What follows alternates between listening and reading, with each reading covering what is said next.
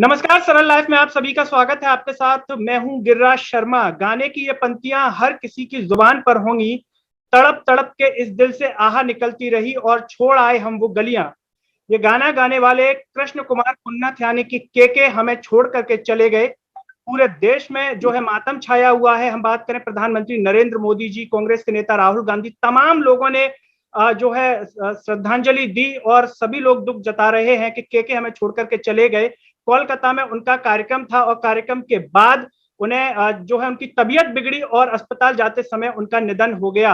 आज इस विषय पर मेरे साथ जो जुड़ रहे हैं चिकित्सक हैं और जो संगीत का शौक रखते हैं, गाते हैं अपने पेशे के साथ साथ। मेरे साथ जुड़ रहे हैं मध्य प्रदेश के इंदौर से डॉक्टर प्रमोद पी नीमा, वरिष्ठ जो है ऑर्थोपेडिक सर्जन है, जॉइंट रिप्लेसमेंट सर्जन है। साथ ही डॉक्टर अक्षत पांडे जुड़ रहे हैं। दोनों ही मेहमानों का सरल लाइफ में बहुत बहुत स्वागत है। सबसे पहले डॉक्टर प्रमोद नीमा, मैं आपकी तरफ आना चाहूंगा। एक खबर आपने सुनी होगी, कृष्ण कुमार कुन्नत के जी जो है हम सबको छोड़ करके चले गए। सबसे पहले आपकी प्रतिक्रिया चाहूंगा। आपने ये सुनी, खबर सुनी, उस वक्त कैसा लगा आपको? क्या प्रतिक्रिया देंगे आप?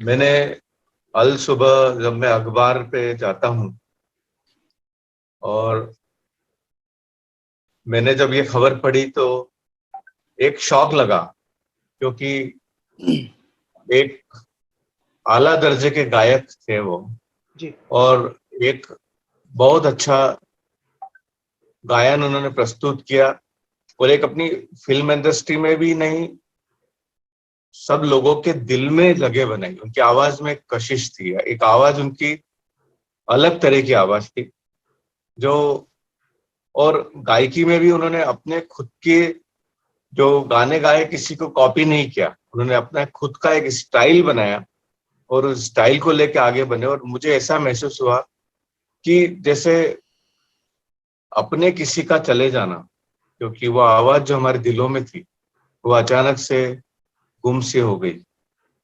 के जो थे, उनके जो गाने थे वो सब एकदम से उनके दिल में लोगों के चले जाते थे। ऐसे गायक का अचानक से चला जाना एक बहुत बड़ा आघात है फिल्म इंडस्ट्री को और भारत की जनता को भी। जी। डॉक्टर अक्षत, जिस तरीके से डॉक्टर प्रमोद नीमा जी ने कहा कि वो सिर्फ जो है एक सिंगर नहीं थे, सबसे बड़ी बात कि दिलों में उन्होंने जगह बनाई। क्या कहेंगे आप जब आपको सबसे पहले इस खबर के बारे में पता चला? जी, बिल्कुल सही, नीमा सर ने बिल्कुल सही व्यक्त किया है। और मैं बस यही कहूँगा कि क्योंकि मेरा जो बचपन है वो के गानों के साथ सुनते सुनते बड़ा हुआ। 6 साल की उम्र में का था मैं, तब से मेरा म्यूजिक में इंटरेस्ट जागा। एंड म्यूजिकल इंस्ट्रूमेंट्स में प्ले करता हूँ, गाता हूँ भी थोड़ा बहुत, लेकिन ज़्यादातर म्यूजिकल इंस्ट्रूमेंट्स प्ले करता हूँ। तो मैं करीब 8-10 टाइप के अलग अलग इंस्ट्रूमेंट्स प्ले कर लेता हूँ। तो धीरे धीरे कीबोर्ड से स्टार्ट किया मैंने, फिर 8th 9th तक कॉन्गो बोंगो गिटार, एंड अब मैं सैक्सोफोन प्ले करता हूँ। तो मेरा म्यूजिक में काफ़ी रुचि है। मैं कल रात को 11:30 बजे तक अपने म्यूजिक रूम में था। रात को आधा 1 घंटा मैं कोशिश करता हूँ, मेरे घर पे म्यूजिक रूम है छोटा सा वो बना के रखा था मैंने। तो वहाँ पे था, मैं कुछ ऐसे प्रैक्टिस कर रहा था, कुछ कुछ सुन रहा था। देन मैं आके लेट गया। देन नॉर्मल मोबाइल चलाना चालू किया तो 11:45 12 बजे ये मैसेज एकदम से आने चालू हुए के की डेथ के बारे में। तो पहले तो मुझे लगा कि क्या मतलब ये कैसे पॉसिबल हो सकता है, क्या ये क्या फेक न्यूज़ है, क्या है। देन मैंने सीधे ट्विटर पे एंड उस पर कंफर्म किया कि रिसेंट क्या चल रहा है। एंड वो जो वेव मेरे सामने से एकदम से आई, मतलब नीमा सर, मतलब मैं पहली बार किसी सिंगर की डेथ पे मेरे लिए आंसू निकले होंगे, क्योंकि ये मेरी जनरेशन के सिंगर है सर। ये इसके गाने सुनते हुए मेरी पूरा school life, college life, and मैं रॉक बैंड में भी था। मैं इनके सॉन्ग्स मैंने इतने परफॉर्म किए हैं गिटार पे, सिंगिंग पे एंड सैक्सोफोन पे। मैंने बहुत सारे सॉन्ग्स प्ले किए और मेरे लिए मतलब के मतलब मुझसे कोई पूछे कि आपका फेवरेट सिंगर कौन, तो मेरे लिए वो के था। तो मतलब इससे ज़्यादा मैं और कुछ नहीं बदल सकता कि मेरे लिए के कितना क्लोज थे। एंड एक एक गाना, मतलब मैं, और ये भी नहीं कोई मुझसे पूछ ले कि भाई आपका के गानों में सबसे फेवरेट गाना कौन सा, ये सबसे मुश्किल सवाल है। क्योंकि के जो सॉन्ग्स थे वो एक, मतलब एक गाना ऐसा नहीं था जो कि किसी को पसंद नहीं है। और ये सिर्फ मेरी जनरेशन नहीं, ये हर जनरेशन के व्यक्ति जानता है कि पिछले 25-30 साल का जो कैरियर रहा उनका पूरा, उसमें जो स्टार्टिंग से पल, ये जो प्यार के पल है, यारो दोस्ती, ये वाला जो उनके एल्बम आया, जो पहला डेब्यूट एल्बम था के का, उसके साथ जो उन्होंने शुरुआत करी। एंड धीरे धीरे अलग अलग पिक्चरों में आना, इमरान हाशमी की पिक्चर्स में गाने गाना है, फिर गैंगस्टर मूवी के गाने, लाइफ इन अ मेट्रो के गाने, रहना है बिल्कुल। तेरे दिल में का जो गाने थे, मतलब इतने टची सॉन्ग्स, इतने अच्छे सॉन्ग्स की जी। उसका कोई तोड़ नहीं। एंड बिल्कुल। मुझे अभी तक ये एक्सेप्ट एंड डाइजेस्ट नहीं हो पा रहा है कि के हमारे बीच नहीं है, जी। इस उम्र में चले गए छोड़ के, तो इट इज अ बिल्कुल। Very shocking. डॉक्टर नीमा, मैं आपकी तरफ आना चाहूंगा। आप एक अच्छे चिकित्सक के साथ साथ एक अच्छे संगीतज्ञ भी हैं। आपके कार्यक्रमों को हमने देखा है, सुना है, पढ़ा है, आपकी खबरों को। संगीत से भी आपका प्रेम है। अगर हम संगीत के रूप में बात करें तो के जी को आप किस तरीके से याद करेंगे? उनकी कौन सी जो संगीत से जुड़ी हुई चीजें हैं उनको आप याद करना चाहेंगे? आपने कुछ सीखा हो उनसे, उनको सुन करके आपने अपने जीवन में कुछ लिया हो, ऐसी कुछ बातें आप दर्शकों के साथ साझा करना चाहें? जी, उन्होंने जो स्ट्रगल किया था इंडस्ट्री में आने के लिए, इट जो उनका जन्म हुआ था एक अलग स्थान पे जी। हुआ और एक अलग अलग बैकग्राउंड से आए, फिर उन्होंने हिंदी को अपनाया। हिंदी को जिस तरह से अपना के उन्होंने अपना दिल में उतारा, ताकि जब वो गाएं तो किसी को ये नहीं लगे कि वो उस भाषा को नहीं जानते। और हिंदी सॉन्ग्स को उन्होंने जिस तरह से अपना के एक स्ट्रगल किया, आप जानते हैं कि फिल्म इंडस्ट्री में ऐसे ही किसी को नहीं अपना लिया जाता। बिल्कुल। एक बहुत कड़े कड़े परीक्षण से, परिश्रम से, अनुशासन से, और अपने आप को प्रूव वही कर सकता है जो उस स्ट्रगल में खड़े रहने का मादा रखता हो। बिल्कुल सही। अगर आप जरा से भी कमजोर हुए तो आप तुरंत आउट हो जाएंगे। और ऐसे हमने देखा है कि बहुत सारे कलाकार सुसाइडल उसमें भी चले गए, जी। या वो अपने हेल्थ को मेंटेन नहीं कर पाए, पर उन्होंने अपने आप को मेंटेन किया। पर अनफॉर्चुनेटली ये जो अचानक हुआ, ये तो किसी को भी आशा नहीं थी कि ये हो जाएगा। किसी के दिल में ये बात नहीं थी। बहुत दिनों तक हम उनको सुनना चाहते थे। और मैं ये बात आपको पिछले दौर में ले जाना चाहता हूँ, जो हमारा दौर था। जी। मुकेश जी, रफी साहब और किशोर कुमार जी, ये तीनों भी अपना जीवन ज्यादा लंबा नहीं जिए, पर इतना बड़ा जिए कि उनके जाने के 40 साल बाद भी हमारे बीच में मौजूद है वो। उनकी भी उम्र 55 के आसपास। तीनों गायक हमारे दुनिया से चले गए, पर दुनिया से जाने के बाद भी वो दुनिया में बने हुए हैं। आज 40 साल बाद भी इन तीनों गायकों को उतनी शिद्दत से जिया जाता है, गाया जाता है। और न केवल पुरानी पीढ़ी, एक नई पीढ़ी भी इन्हीं गायकों को जानती है। ऐसे ही के भी इन महान गायकों की ही श्रेणी में आएंगे। हालांकि वो जल्दी से चले गए, उनमें बहुत अभी इंडस्ट्री को, दुनिया को देना बाकी था। बिल्कुल। पर ये जो जाना उनका बहुत अखर गया, बिल्कुल। और वो अपनी दास्ता सुना रहे थे, हम बड़े शौक से सुन रहे थे, और खुद ही सो गए अपनी दास्ता कहते हैं। जी। डॉक्टर अशक्त, आपने वीडियो देखे होंगे, सोशल मीडिया पर आप एक्टिव भी हैं। जिस तरीके से पूरा कार्यक्रम हो रहा था, इतनी भीड़ थी वहां पर, क्या लगता है कि कुछ गलतियां ना होती तो आज के हमारे बीच में होते? देखिए, आपने बहुत अच्छा सवाल पूछ लिया मुझसे, क्योंकि मैं कल रात से ही मैंने इस पे, क्योंकि मुझे नींद भी कम आई, मैं सुबह जल्दी भी उठ गया था। सुबह से मैं न्यूज़ देख रहा, सोशल मीडिया पोस्ट पढ़ रहा, मैंने फैक्ट चेक काफ़ी किया इसके बारे में कि भाई ऐसा कैसे हुआ कि परफॉर्मेंस में, पहले मुझे लग रहा था कि शायद during the performance he died, but ऐसा नहीं हुआ। बट मैंने सुना कि पहले वो होटल गए, वहाँ पे और तबीयत खराब हुई, फिर वहाँ से सीधे हॉस्पिटल ले आया गया। तो देखिए, मैंने जो वीडियोज़ देखे और जितना भी मैंने नोटिस किया, उसे एक बात क्लियर थी, नीमा सर भी मुझसे सहमत होंगे, कि उस आर्टिस्ट उन्होंने जहाँ पे परफॉर्म किया वो था 2400 की कैपेसिटी वाला हॉल, ठीक है। वहां पे कल टोटल नंबर ऑफ जो ऑडियंस थी वो थी 7,500 से 8,000। ये मतलब अगर आप 2,500 की कैपेसिटी वाले हॉल में 8,000 लोग भर देंगे जो खड़ा रहेगा, तो वहां पे सबसे पहले एयर कंडीशनिंग फेल होनी है।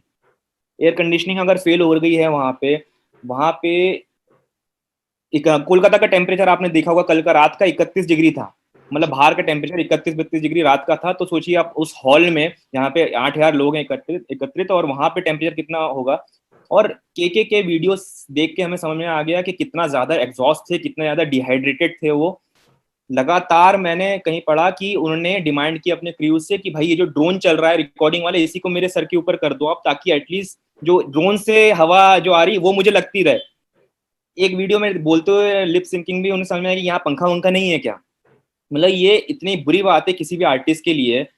सर इसमें क्या है कि शर्मा जी, दिक्कत ये आती है कि अगर आपने एक इतने बड़े आर्टिस्ट को बुला लिया जो कि इतने बड़े लेवल का आर्टिस्ट है, नो डाउट एक टीम को बहुत हैवी पेमेंट करना पड़ता है उनको, जितने भी लाखों रुपए उन पे खर्च किए होंगे, लेकिन उसका मतलब ये नहीं कि आप बेसिक नेसेसिटीज से अपनी कॉस्ट कटिंग करें।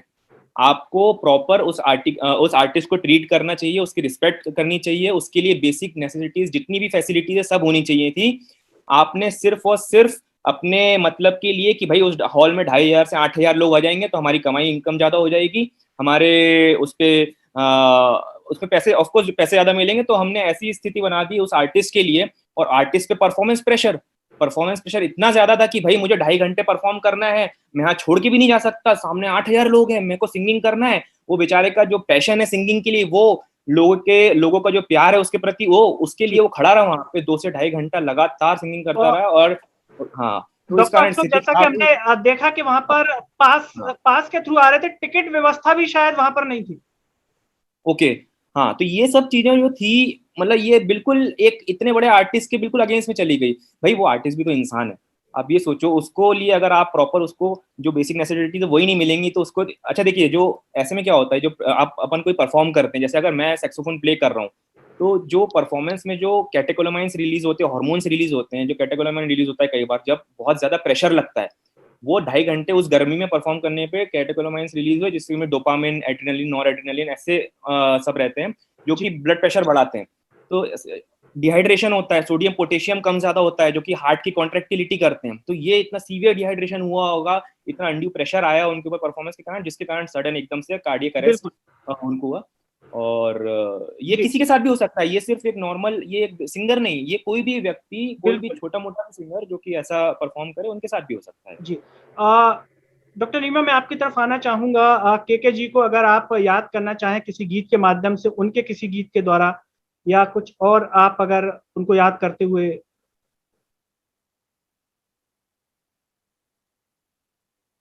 लुट गए हम तेरी मोहब्बत में, बस यही जो उन्होंने आखिरी गीत गाया, वह उनका जीवन का सबसे सुंदर गीत था। जी और उसी को परफॉर्म करते हुए वो इस दुनिया से चले गए। ऐसे उन्होंने कई गीत गाए, 10 साल तक फिल्म इंडस्ट्री पे, लोगों के दिलों पे उन्होंने राज किया। हर गायक को अपनी आवाज उन्होंने प्लेबैक सिंगिंग दिया। जी पर ये गीत है जो मैं हमेशा गुनगुनाना चाहूंगा। जी और शायद आने वाले दिनों में के ऊपर भी, जिस प्रकार से हमारे बड़े बड़े गायकों के ऊपर से प्रोग्राम छोटे बड़े शहरों में सब में आयोजित होते हैं, तो जी के गायन के लिए भी मैं ऐसा सोचता हूँ कि हमारे जो शहरों के गायक हैं, कलाकार हैं, वाद्य यंत्र वाले हैं, म्यूजिशियंस हैं, इस तरह के प्रोग्राम करेंगे। और बहुत, क्योंकि वो आवाज में जो जादू था, उस आवाज को तो वापस नहीं ला सकते, पर हम बिल्कुल उसको उसकी आवाज में ही अपनी आवाज बना में उनकी आवाज को डाल के जी श्रद्धांजलि देने का जो सिलसिला है वो चालू होगा। जो आप स्टेज की जो बात बता रहे थे गिरिराज जी, मैं अब उसमें एक बात बताना चाहूंगा कि उनको जो हुआ वो सडन मायोकार्डियल इंफार्क्शन। और मायोकार्डियल इंफार्क्शन दो चीजों से होता है, फिजिकल और मेंटल स्ट्रेस। तो फिजिकल स्ट्रेस तो वहां पे था ही, क्योंकि कुछ एसी फेल हुआ, गर्मी थी। और मेंटल स्ट्रेस भी रहता है परफॉर्म करने का।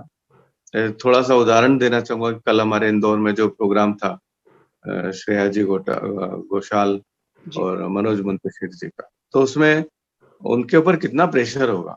एक लाखों की जनता है, नेहरू स्टेडियम में बैठी हुई है, और उनके ऊपर ये है कि बस उनको किसी भी तरह से एक हिट प्रोग्राम देना है। तो ये जो बेस्ट प्रोग्राम देने के लिए जो डिमांड होती है, वो कहीं ना कहीं मेंटल स्ट्रेस तो डालती ही है, और शायद वो स्ट्रेस उनके ऊपर हावी हो। बिल्कुल। डॉक्टर नीमा, अगर कुछ पंक्तियां अगर आप दर्शकों के सुनाना चाहें, उन्हें याद। अभी मेरा जी गला थोड़ा सा बिल्कुल। खराब है, जी मैं आपसे माफी डॉक्टर चाहूंगा। अक्षय, आपकी तरफ आना चाहूंगा, अगर आपसे आप जो है के जी को याद करते हुए दर्शकों को कुछ अगर पंक्तियां श्रद्धांजलि उनको देना चाहें।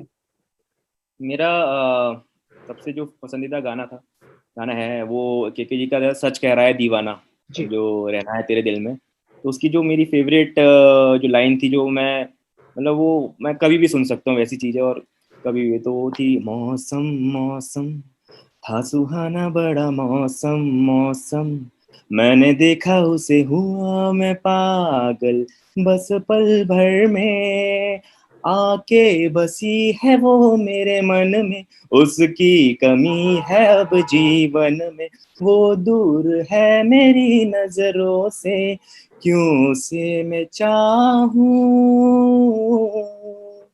सच कह रहा है दीवाना, दिल दिल ना किसी से लगाना, झूठे हैं यार के वादे सारे, झूठी है प्यार की रस्में।